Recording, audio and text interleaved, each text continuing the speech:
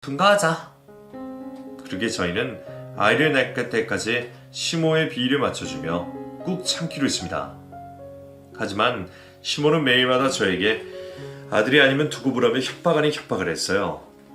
입덧도 생겨서 요리를 하기도 힘들었지만 저는 시모의 비위를 맞춰주기 위해서 억지로 밥상을 차려야 했습니다. 그렇게 임신 14주차가 됐을 때였어요. 산부인과에 검사를 하러 갔는데 시모가 같이 가자고 하더라고요. 병원 가니? 같이 가자. 웬일인가 싶었지만 함께 가자며 옷까지 입고 나왔으니 어쩔 수 없어서 함께 병원에 갔습니다. 초음파 검사를 하는데 따라 들어오더니 시모가 의사에게 물었어요. 이제 나오죠?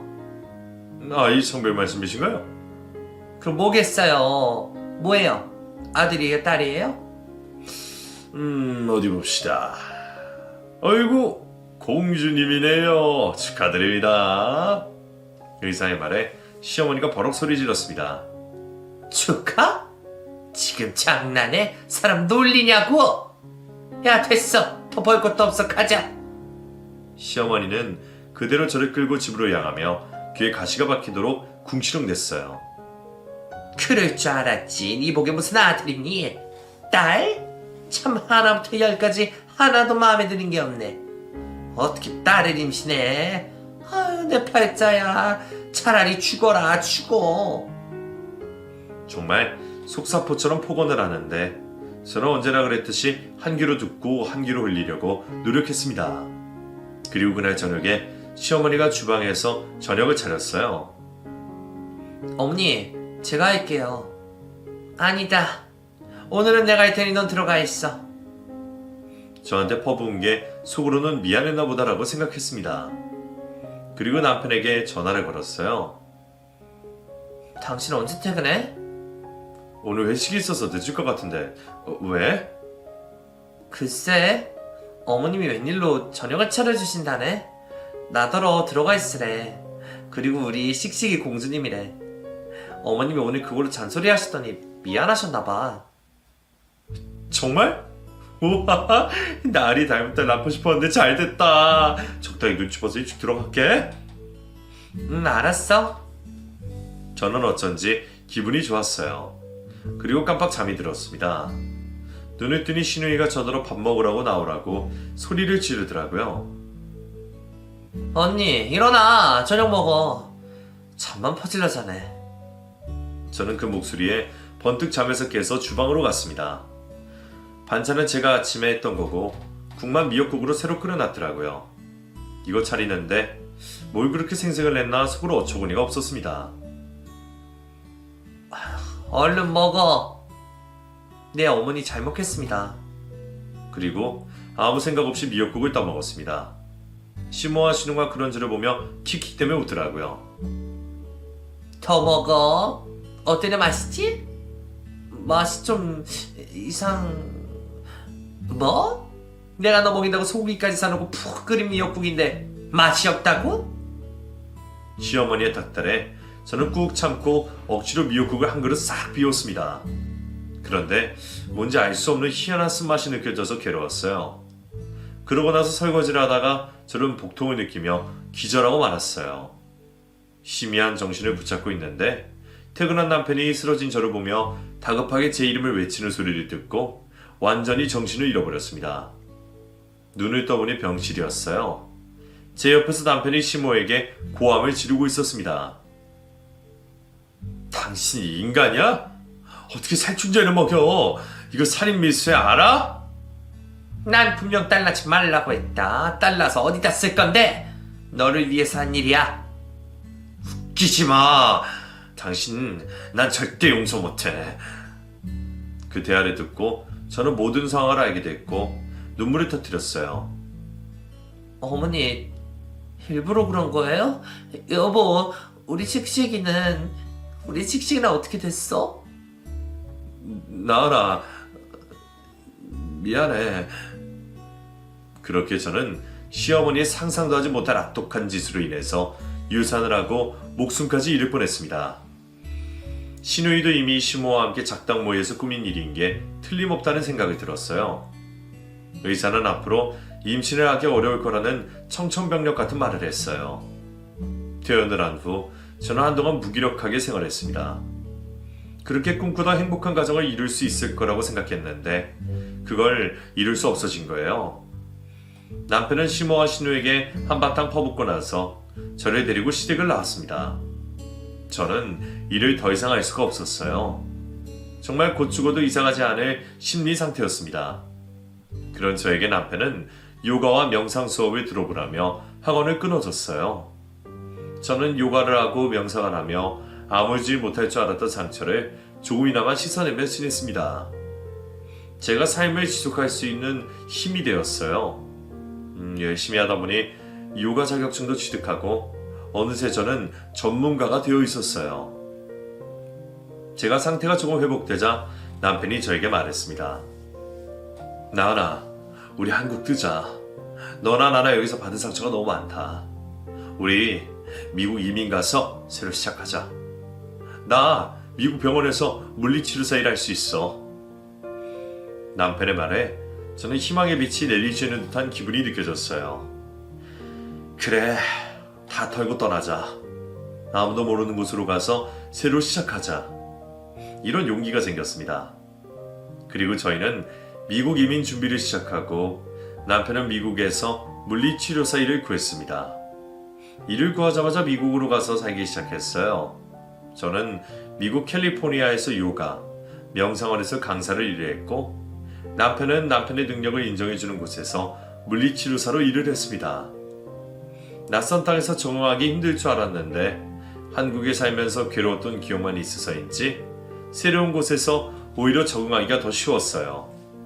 저는 미국에 살면서 처음으로 다양한 친구들도 사귀고 마음의 안정을 되찾았습니다. 남편은 한국에서보다 3배나 많이 돈을 받고 일을 했어요. 저도 요가 강사로 일하면서 강연도 하고 그러다 보니 수입이 나날이 늘어서 남편과 제 이름으로 된 꽤 괜찮은 전원주택을 구입할 수 있었습니다. 시댁도 친정도 아무것도 신경 쓰지 않아도 되니 그렇게 홀가분할 수 없었어요. 남편과 저는 5년 동안 미국에서 살고 일하면서 영주권을 얻을 수 있었습니다. 그렇게 안정된 생활을 하던 중에 정말 반갑지 않은 손님들이 저희 집으로 들이닥쳤어요. 어떻게 알고 왔는지 두 사람을 보고 저는 들고 있던 장바구니를 바닥에 떨어뜨릴 정도로 깜짝 놀랐습니다. 어머니, 아가씨, 여길 어떻게... 제가 놀라자 큰 캐리어 2개씩 가지고 있던 두 사람이 말했습니다. 우리가 못 올 때 왔어? 여기가 너희 집 맞지? 얼른 들어가자. 잘 지냈니? 그런 두 사람을 저는 막아섰습니다. 왜 오신 건데요? 저희는 초대한 적 없어요. 돌아가세요. 어머, 얘 좀 봐. 경민이가 불러서 왔어. 경민 씨가요. 저 들은 이야기 없는데요. 잡상인도 아니고 뭐 하는 짓이에요? 저한테 그런 짓을 저지르고 어떻게 뻔뻔하게 여기 올 수 있어요? 가세요. 저희 집에 한 발자국도 못 들어오십니다. 저는 그렇게 단호하게 두 사람에게 말했습니다. 그러자 시모가 꼬리를 내리고 저에게 빌기 시작했어요. 나 그때 그 일은 내가 두고두고 뼈저리게 미안하게 생각하고 있었어. 내가 미쳤었나봐. 마귀가 시기에 분명해. 그렇지 않고서야. 아이고 무서워라. 한 번만 용서해줘. 정말 미안해. 며느라가 내가 무릎이라도 꿇을게. 시모는 그렇게 말하면서 정말로 무릎을 꿇었습니다. 옆에 서 있던 신우는 말없이 눈을 부릅뜨고 그 상황을 지켜보고만 있었어요. 아가씨는요? 아가씨는 저한테 미안한 거 없어요? 언니, 지난 일인데 지금 5년도 넘은... 알았어요. 미안해요. 근데 난 무릎은 못 꿇어. 저 임신 중이거든요. 임신이요? 아가씨 결혼했어요? 이래저래 사정이 많아요. 들어가서 얘기해요. 오빠는 언제 와요? 엄마, 이제 그만 일어나. 신우이는 저에게 처음으로 존댓말을 쓰며 그렇게 이야기했습니다. 마냥 두 사람을 바깥에 세워둘 수도 없었고 저도 집에 들어가야 하니 문을 열고 들어서자 두 사람도 잽싸게 따라서 들어오더라고요. 집 좋다. 완전 성공했네. 대박. 신우가 그렇게 말했고 시모도 희둥그레져서 저희 집을 둘러보고 말했습니다. 너희는 애도 없는데 이 큰 집에서 둘이 사는 거야? 아휴, 야 경이야, 너 여기서 태교하고 지내면 되겠다. 그 말에 저는 버튼이 눌려버렸습니다. 맞아요. 누구 덕분에 평생 갖고 싶던 아이를 못 갖게 됐네요. 근데 뭐라고요? 저희 집에서 태교요? 어이없네. 저희 집에 돌아오라고 한 적 없어요. 나가요, 둘 다. 제가 그렇게 소리쳐도 소용이 없었습니다. 둘은 어느새 각자 쓸방을 정하고 들어가서 짐을 풀고 있었어요. 그리고 마침 남편이 퇴근을 하고 집으로 돌아왔습니다. 나라! 나왔어! 그러자 시모가 꼬리를 흔들며 남편을 끌어안고 반겨줬어요.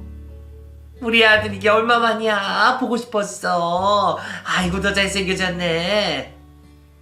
남편에게 매달린 시모를 보며 남편은 정색을 했어요. 여긴 어쩐 일이세요? 역시나 남편이 시모와 신을 부른 게 아니었던 겁니다.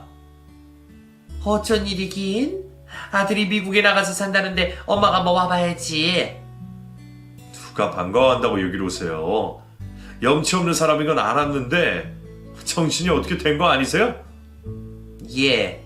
내가 아무리 몹쓸 짓을 했다고 해도 가족끼리 왜 이러니? 시모가 그렇게 말했고 신우가 나와서 남편에게 인사를 했습니다. 오빠, 오랜만이야? 너도 왔냐? 참 어이가 없네. 필요 없고 두 사람 다 내일 짐 싸서 나가요. 오빠까지 왜 그래? 나 임신했어. 여기 방도 많은데 나 여기서 태교하고 애 낳고 갈게. 뭐?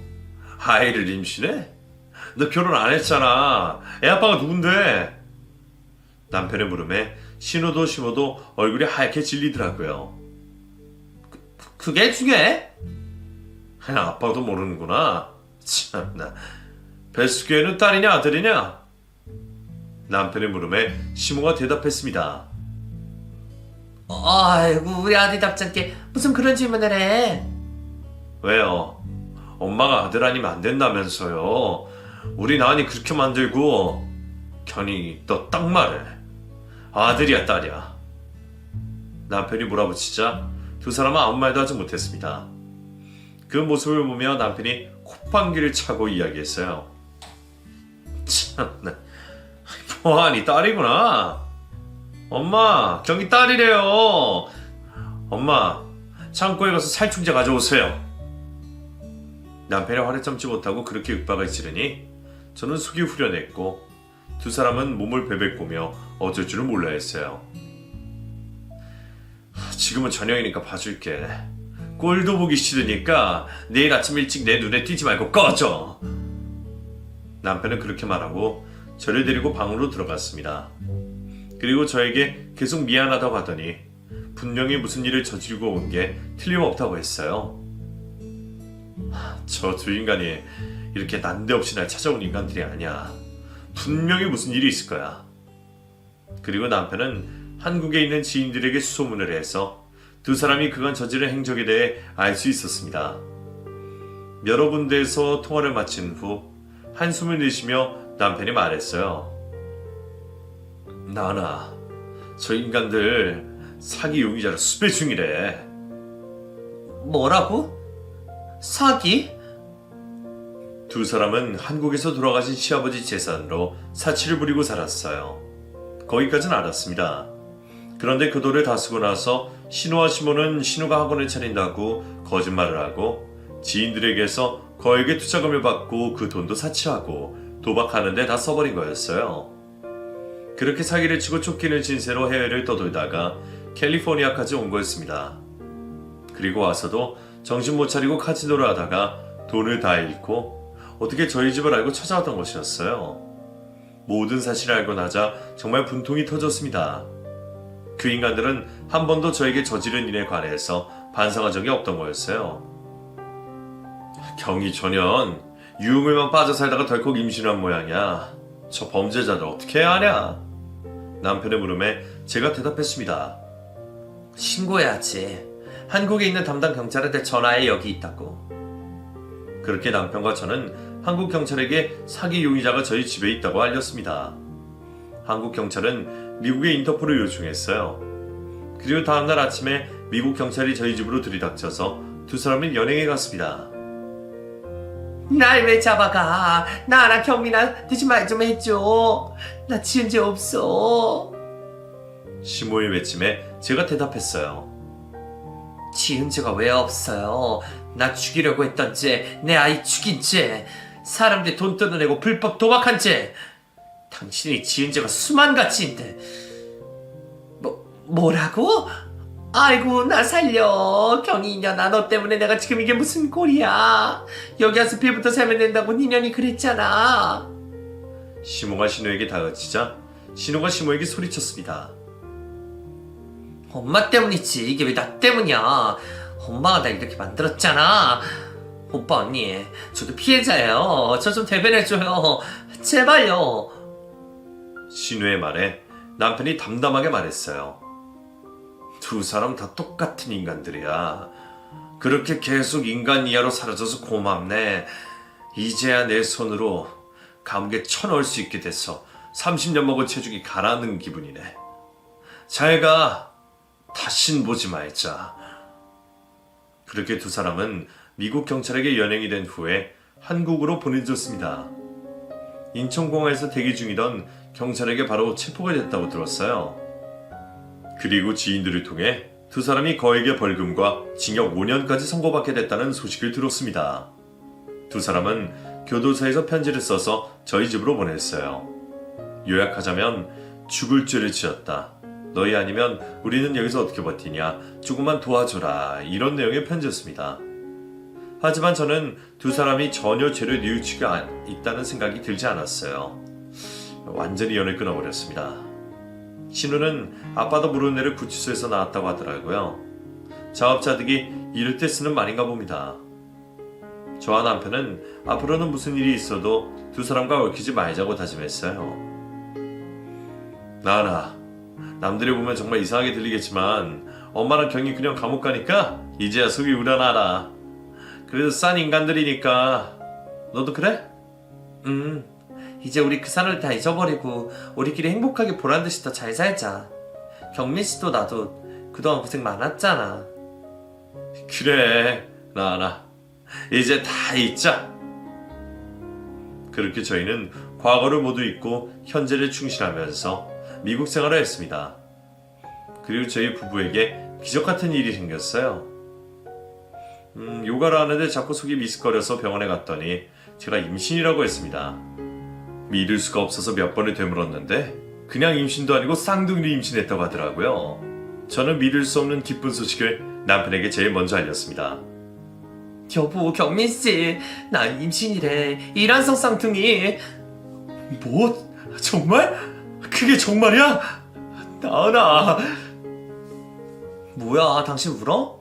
울지마. 우리한테 온 축복이 될 우리 건강하게 낳아서 잘 키우자. 태명은 축복이라 해야겠다. 여보 사랑해? 나도 나은이 정말 사랑해. 우리에게 아이는 없을 거라고 포기하고 살았는데 미국에 살면서 마음이 편해져서인지 정말 기적처럼 아이를 갖게 됐어요. 남편은 그날 감격했는지 하루 종일 눈물을 흘렸고 저는 그런 남편에게 농담을 하며 놀렸습니다. 그리고 저는 12월 달에 첫째 딸, 둘째 아들 이란성 쌍둥이를 출산했어요. 얼마 전에 저희 아이들 생일이었습니다. 저희 가족은 크리스마스 트리 앞에서 아이들 생일 축하를 했어요. 우리 둥이들 생일 축하해.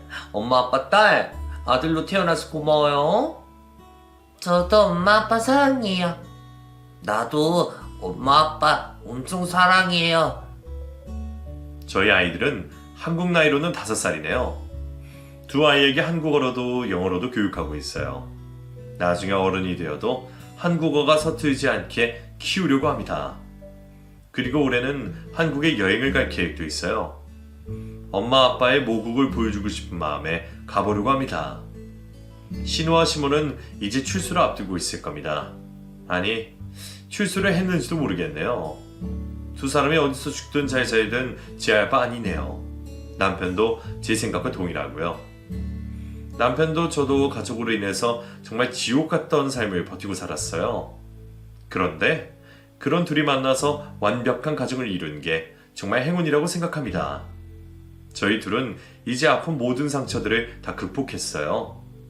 이제는 다른 거 없고 저희 쌍둥이들이 몸도 마음도 건강한 사람으로 키우는 것이 저희 부부의 바람입니다. 여러분, 한국은 많이 춥죠? 옷 따뜻하게 입고 건강하세요. 저에게는 아픈 기억만 있는 애증의 한국이지만 그래도 오래 산 모국이니 문득문득 그리울 때가 있어요. 올해 한국에 갈 날을 기다리며 저는 이만 물러가 보겠습니다.